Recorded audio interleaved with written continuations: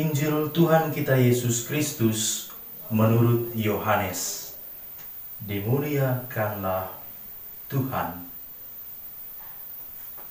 Banyak di antara orang-orang Yahudi yang datang melawat Maria dan yang menyaksikan sendiri apa yang telah dibuat Yesus terhadap Lazarus percaya kepadanya. Tetapi ada juga yang pergi kepada orang-orang Farisi dan menceritakan kepada mereka apa yang telah dibuat Yesus. Lalu imam-imam kepala dan orang-orang Farisi memanggil mahkamah agama untuk berkumpul. Mereka berkata, "Apa yang harus kita perbuat? Sebab orang itu membuat banyak mujizat. Apabila kita biarkan dia, maka semua orang akan percaya kepadanya. Lalu orang-orang Roma akan datang dan merampas tempat suci kita serta bangsa kita." Tetapi seorang di antara mereka, yaitu Kayafas, imam besar pada tahun itu, berkata kepada mereka, "Kamu tidak tahu apa-apa. Kamu tidak insyaf bahwa lebih berguna bagimu jika satu orang mati untuk bangsa kita daripada seluruh bangsa kita ini binasa." Hal ini dikatakan Kayafas bukan dari dirinya sendiri, tetapi sebagai imam besar pada tahun itu, ia bernubuat bahwa Yesus akan mati untuk seluruh bangsa. Bukan untuk bangsa itu saja, tetapi juga untuk mengumpulkan dan mempersatukan anak-anak Allah yang tercerai-berai. Mulai dari hari itu, mereka sepakat untuk membunuh dia. Karena itu, Yesus tidak tampil lagi di muka umum di tengah orang-orang Yahudi.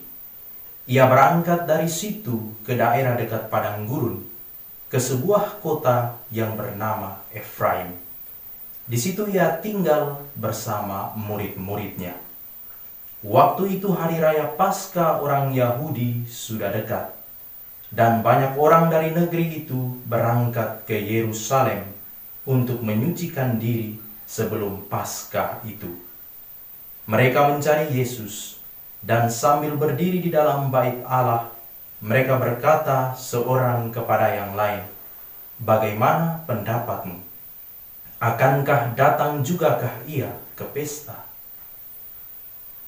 Demikianlah Injil Tuhan. Terpujilah Kristus. Yesus itulah pertolonganku, tak pernah sekali. Pencinta Sang Sabda yang terkasih, bacaan Injil yang diperdengarkan kepada kita pada hari ini oleh penginjil Yohanes merupakan kelanjutan dari kisah di mana Yesus mengadakan mujizat, membangkitkan Lazarus, saudara dari Maria dan Marta yang telah meninggal dan dikuburkan beberapa hari. Mujizat yang dilakukan oleh Yesus ini disambut dengan penuh kepercayaan dan dengan penuh kegembiraan oleh sekian banyak orang yang mulai berdatangan dan mengikuti Yesus untuk mendengarkan pengajarannya. Tetapi di lain pihak, apa yang telah dibuat oleh Yesus ini justru menuai kecurigaan, kecemasan, dan kekhawatiran dari pihak orang-orang Farisi, ahli-ahli Taurat, dan imam-imam kepala. Mereka mencemaskan kalau imbas dari apa yang dibuat oleh Yesus akan menimbulkan banyak kegaduhan, bahkan menimbulkan pemberontakan yang akan membawa malapetaka bagi umat Yahudi oleh karena penjajah Roma. Tetapi kita bisa mengerti maksud alur pikiran dari orang-orang Farisi, ahli-ahli Taurat, dan imam-imam kepala tentang kecemasan mereka terhadap apa yang dibuat oleh Yesus. Bangsa Yahudi adalah bangsa yang hidup dalam suatu ramalan mesianis, suatu penantian akan datangnya seorang penyelamat, suatu penantian akan datangnya seorang pembebas, datangnya seorang raja adil.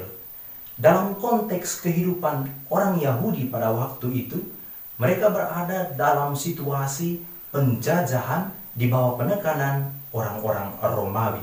Gambaran mereka tentang Mesias yang dinantikan adalah Mesias secara politis. Mesias yang datang dengan gagah berani dan akan membawa mereka terbebas dari penjajahan bangsa Romawi. Tetapi yang ditampilkan oleh Yesus justru berbalik dari apa yang ada dalam pikiran mereka. Oleh karena itu, apa yang dibuat oleh Yesus sungguh dikecam, sungguh disangsikan dan dicemaskan oleh imam-imam kepala, orang-orang Farisi, dan ahli-ahli Taurat. Pencinta Sang Sabda yang terkasih, jika seorang manusia berikhtiar menaruh kebencian dan menaruh kecurigaan, bahkan membuat suatu kesepakatan untuk membunuh seorang manusia lainnya, hal itu belum tentu menjadi hal yang menarik. Tetapi jika seorang manusia dibenci oleh sekian banyak orang, bahkan sekian banyak orang itu berikhtiar untuk membunuh seorang yang melakukan kebaikan, di situ terletak suatu keunikan, suatu hal yang menarik. Konspirasi telah terbentuk di antara orang-orang Yahudi. Dalam hal ini, ahli-ahli Taurat, para orang Farisi, dan imam-imam kepala yang telah berkonspirasi untuk membunuh Yesus. Pencinta Sang Sabda yang terkasih, ada dua hal pokok yang ingin ditekankan oleh Yesus untuk kita pada hari ini lewat sabda Tuhan yang diperdengarkan pada kita. Hal pokok yang pertama, dalam diri kita manusia, kita selalu menanamkan sifat yang dinamakan superioritas. Melihat, merasa bahwa diri kita yang paling hebat. Di luar diri kita, orang lain tidak punya arti apa-apa. Kebaikan, kebenaran hanya ada di dalam diri kita. Di dalam diri orang lain tidak terdapat sedikit pun kebaikan, tidak terdapat sedikit pun kebenaran. Sering kita dalam kehidupan setiap hari tidak ingin jika zona nyaman kita dibongkar oleh orang lain. Kita pun sering kali tidak ingin jika rasa kenyamanan, kemapanan kita diobrak-abrik oleh orang lain. Meskipun kita tahu bahwa orang itu menyuarakan kebaikan, orang itu melakukan kebaikan, tetapi jika kebaikan yang dilakukan oleh orang itu mengganggu, membongkar, mengobrak-abrik kenyamanan diri kita, maka tentu kita tidak segan-segan menyusun suatu rencana untuk menjatuhkan orang itu. Bagaimanapun caranya, yang penting bahwa kita tetap berada pada zona nyaman. Hal pokok kedua yang mau ditekankan oleh Yesus untuk kita pada hari ini, Kayafas dalam nubuatnya sebagai imam besar bangsa Yahudi pada waktu itu bernubuat bahwa lebih baik jika satu orang manusia dihilangkan daripada mengorbankan seluruh bangsa itu. Hal ini menjadi hal pokok yang mau diajarkan Yesus kepada kita dalam kehidupan kita setiap hari. Sudah sejauh berapakah kita rela memberi diri kita berkorban untuk kepentingan bersama? Seringkali kita menuntut banyak orang mengerti dan berkorban untuk pemenuhan hak-hak kita. Tetapi sedikit sekali kesempatan di mana kita merasa bahwa kita perlu untuk berkorban bagi orang lain. Kita selalu berbicara tentang keegoisan diri kita, ketamakan, kelobaan dalam diri kita. Yang penting bahwa segalanya terpenuhi bagi saya. Di luar saya, tidak ada hal yang harus saya pertanggungjawabkan untuk dilakukan. Pencinta Sang Sabda yang terkasih, kita telah berjalan dalam masa prapaskah, masa tobat, masa untuk berpantang, berpuasa, dan bermati raga. Kini kita telah berada pada penghujung masa Prapaskah. Besok kita akan memasuki Pekan Suci. Yesus menantang kita.